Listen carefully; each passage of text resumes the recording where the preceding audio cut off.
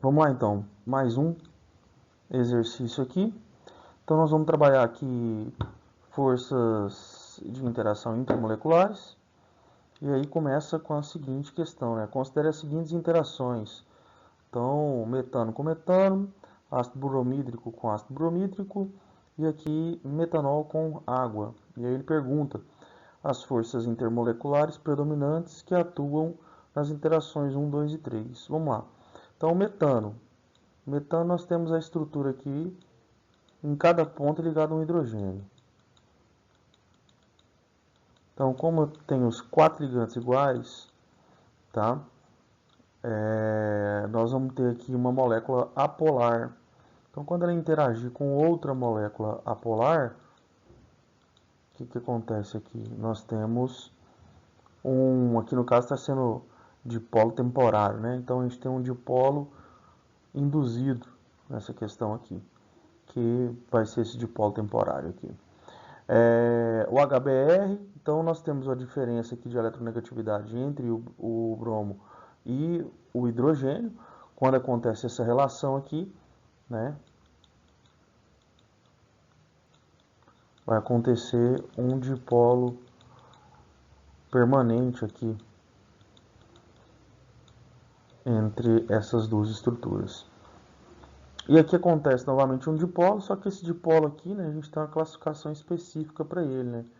Quando acontece com o flúor, oxigênio ou nitrogênio, essa relação aqui com o hidrogênio, a gente chama isso aqui de ligação de hidrogênio. Então aqui eu tenho o dipolo temporário, o dipolo permanente e a ligação de hidrogênio. Beleza?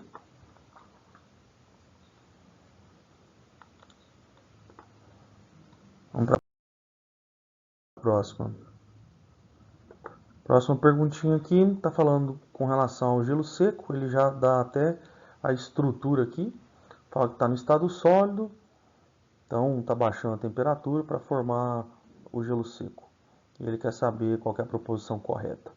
Aí ele fala força de Van der Waals, que está dentro do dipolo induzido, né? Tanto forças de Van der Waals quanto interação de London. E ele fala aqui que acontece entre moléculas polares, né? Então aqui está o erro, né? Então não acontece entre moléculas polares, e sim apolares. Pontos de hidrogênio, não existe ponto de hidrogênio aqui, né? Não está tendo interação entre carbono entre oxigênio e hidrogênio. Depois ele fala novamente com relação à interação da água, ele não quer saber sobre a água, ele quer saber apenas da solidificação do CO2. Depois vem forças de Van der Waals entre as moléculas apolares. Aí, ó, essa aqui é a mesma daqui, só corrigindo, né?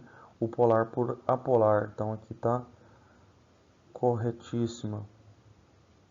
E aí, por último, ele vem falando sobre interações fortes, né? Então, como é uma molécula polar, essas interações elas são fracas, né? Então, a soma aqui é apenas o 8. Vamos para o próximo.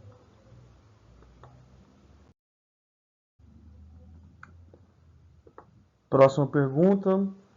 Então, o cabelo humano é composto principalmente de queratina, cuja estrutura proteica varia em função das interações entre os resíduos de aminoácidos terminais, conferindo diferentes formas de cabelo, liso, ondulado, etc.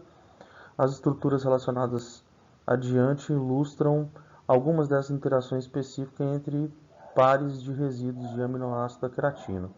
Então aqui primeiro eu vou ver um NH3+ reagindo com um O-, né? Tem um menuzinho aqui e tem um mais de cá. Então isso aqui já dá indício de uma relação iônica, né?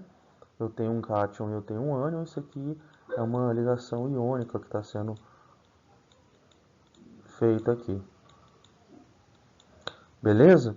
Depois eu passo para essa outra interação aqui que é entre enxofre e enxofre, né? Então se a gente for olhar na tabela periódica, o enxofre é um não metal com não metal faz o que? Ligação covalente, né? Então esse cara aqui é covalente.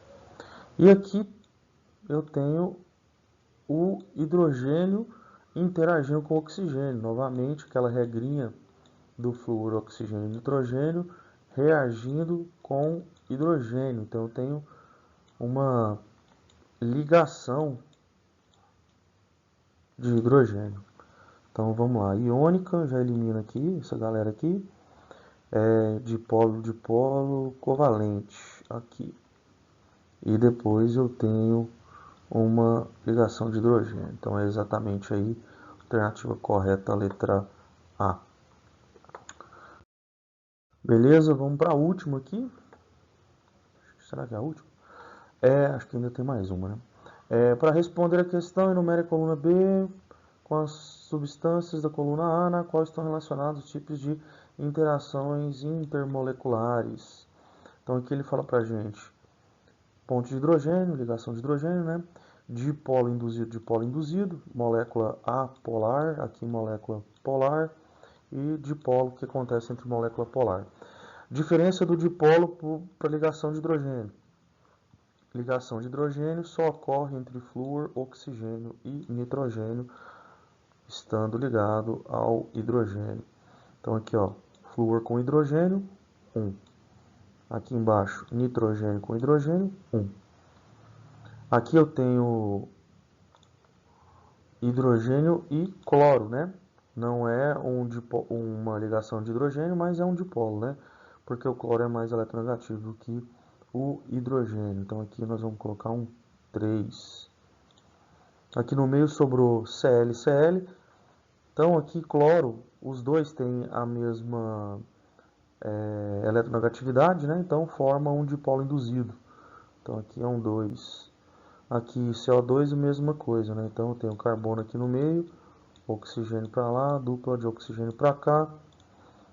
A eletronegatividade que puxa para lá é a mesma da que puxa para cá. Sendo assim, o vetor se anula e aqui vai sobrar também um dipolo induzido.